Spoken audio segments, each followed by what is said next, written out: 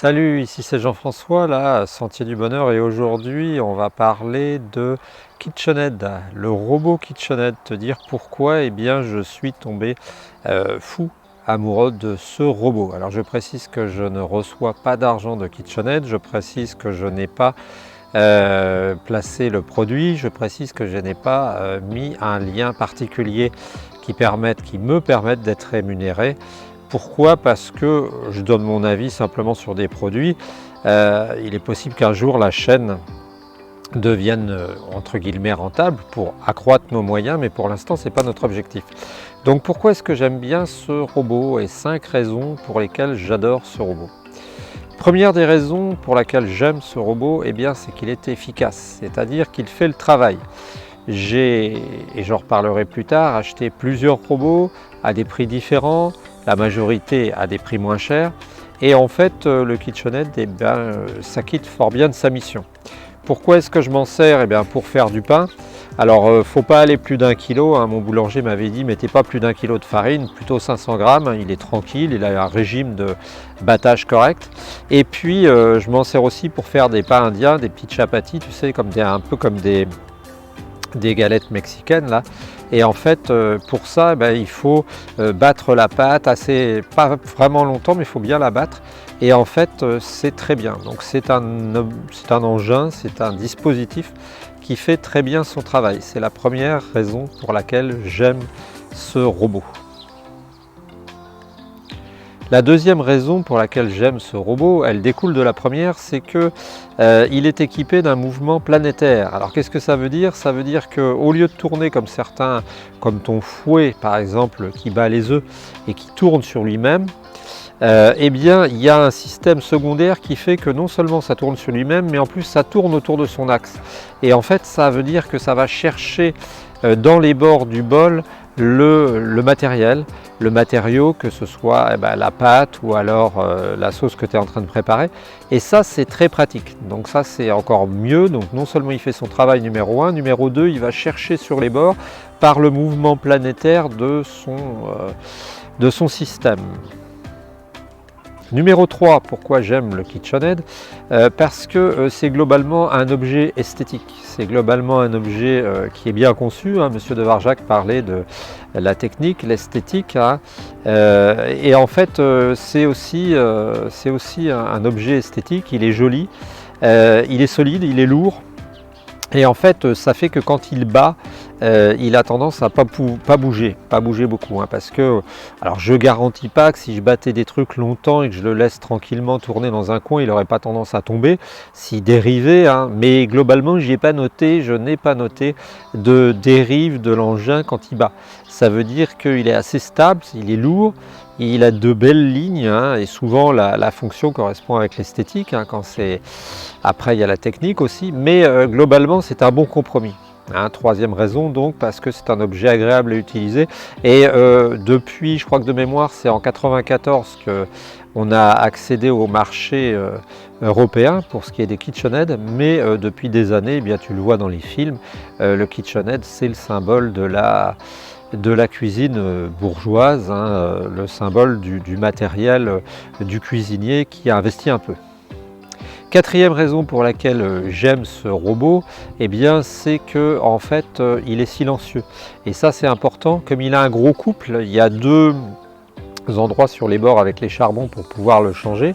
Donc c'est un gros moteur, il y a 6 positions sur la molette de gauche, c'est-à-dire 5 vitesses, 0, 2, 4, 6, 8, 10. Et à côté, à droite, eh bien, il y a le fait de pouvoir le relever en sécurité. Et en fait, comme il est puissant, comme il a un bon couple, alors je ne te dirai pas combien il fait de watts, mais il est puissant. C'est pas le mien, c'est l'artisan, hein, c'est pas celui qu'ils ont sorti en spécial dans les années, fin des années 90, je crois, avant 2000, qui était encore plus puissant, qui faisait plus de chevaux, enfin plus de watts, mais le mien c'est le standard, le modèle K, et en fait c'est un engin donc qui étale bien, c'est-à-dire qu'il tourne, et il tourne régulièrement. C'est un peu comme ta voiture, tu sais, tu as des robots, tu as l'impression qu'avec eux, tu es sur l'autoroute avec avec une super petite voiture et que tu es à 6000 tours pour être à 130. Non, non, là tu es plutôt avec un gros diesel, tu vois, ça tourne tranquillement, ça bat bien la patte tranquillement et puis eh bien tu as du couple et donc l'engin fatigue pas, il fait pas de bruit, pas beaucoup de bruit, donc il n'est pas beaucoup bruyant et ça c'est super. Dernière raison pour laquelle j'aime le KitchenAid, eh ben, c'est que c'est avec le temps devenu une légende. Hein. J'ai vu que la marque a plus de 100 ans maintenant, ils ont fêté leurs 100 ans en 2019. Hein. C'est en 1919 qu'un spécialiste, je te le mettrai sans doute sur l'image de la pâtisserie industrielle, a eu l'idée de faire fonctionner des robots et de les destiner aux ménagères finalement, avec ce modèle planétaire qui est de vis qui tourne, qui est planétaire, qui permet d'aller chercher le matériau sur les bords du bol. Et c'est en 1919 que ça a été mis en place. Le nom de KitchenAid, hein, j'ai regardé, je ne suis pas devin, vient d'une collaboratrice, de la femme d'un collaborateur qui avait dit une fois, en parlant de ce robot, je ne vois pas de meilleure aide, for me it's the best KitchenAid.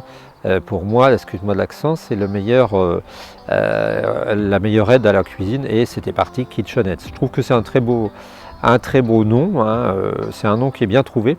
Et puis KitchenAid, c'est finalement un mythe, hein, c'est finalement devenu un mythe. Ça a été, Henry Ford était un grand amateur de ce robot.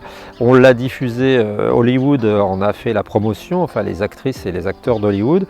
Et en 36, je crois que c'est 36, le modèle K, qui est le modèle généralement qu'on possède, eh bien, a été mis en place. Donc il a 80 ans, quoi, tu te rends compte, ce modèle, et il fonctionne toujours, il n'a pas beaucoup été changé.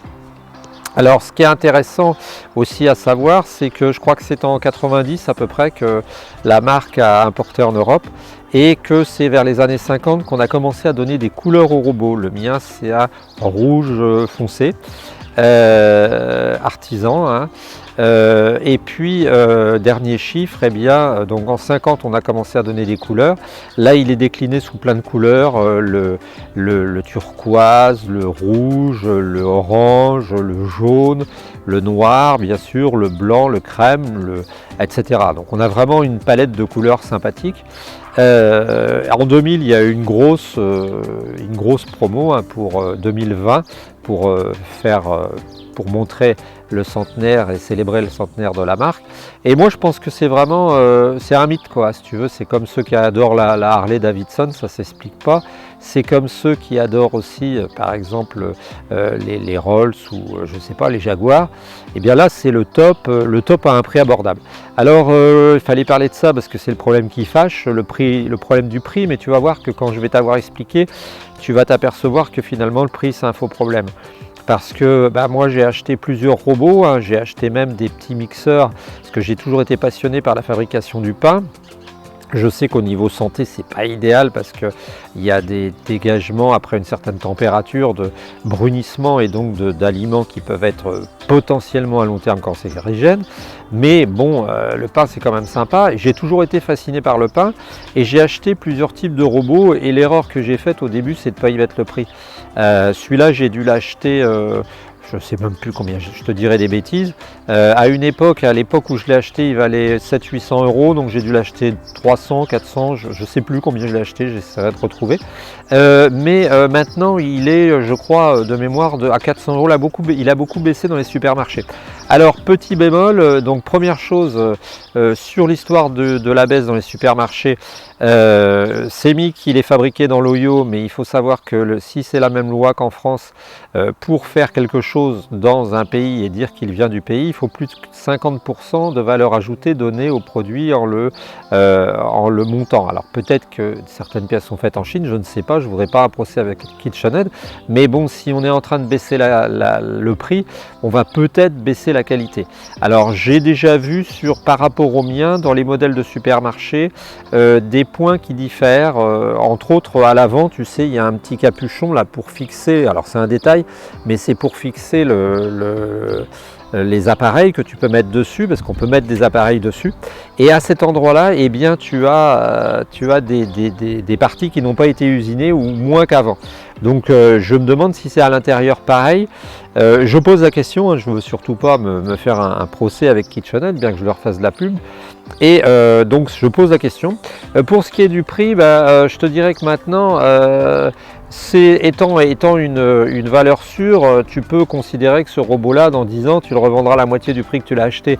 Or, si tu dis qu'il vaut 400 €, si tu le revends 200, 250, 300 peut-être, tu vois, tu auras perdu 100 € sur 10 ans, ça fait 10 € par an, c'est pas grand-chose. Alors, je sais que c'est une technique de commercial d'utiliser ça. Moi, je cherche pas à te le vendre, je pense que c'est pas mal. Si j'avais à en acheter un, je ferais quand même attention de regarder la qualité des nouveaux par rapport aux anciens, quitte peut-être à acheter un ancien, parce que franchement, à moins d'avoir un engin qui a tourné beaucoup dans une boulangerie pour faire je sais pas moi, des pâtes, pour faire des sauces, j'ai l'impression quand même, des crèmes, j'ai l'impression quand même qu'il y a peu de choses qui peuvent s'user, sauf les charbons, et les charbons on les refait, hein. Même si tu n'as pas les charbons KitchenAid, tu peux les fabriquer, tu les importes et ça coûte pas cher. Donc moi je te conseille, et je dirais qu'à beaucoup de niveaux ça peut être intéressant cette démarche. Je te conseille, si tu as envie d'investir, de ne pas te gêner, parce que c'est un investissement à l'heure où l'argent perd 5% par an. Je te rappelle que j'ai aucun intérêt dans KitchenAid pour l'instant, j'ai pas mis de lien d'affiliation. Si je te dis ça, c'est parce que je pense que c'est une belle machine.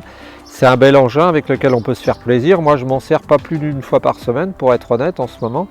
Parce que quand je fais des chapatis, j'en fais une grosse quantité à la fois. Une soixantaine, donc ça dure une bonne heure. Et donc, je m'en sers pas énormément. Mais bon, je pense que c'est la Rolls, quoi.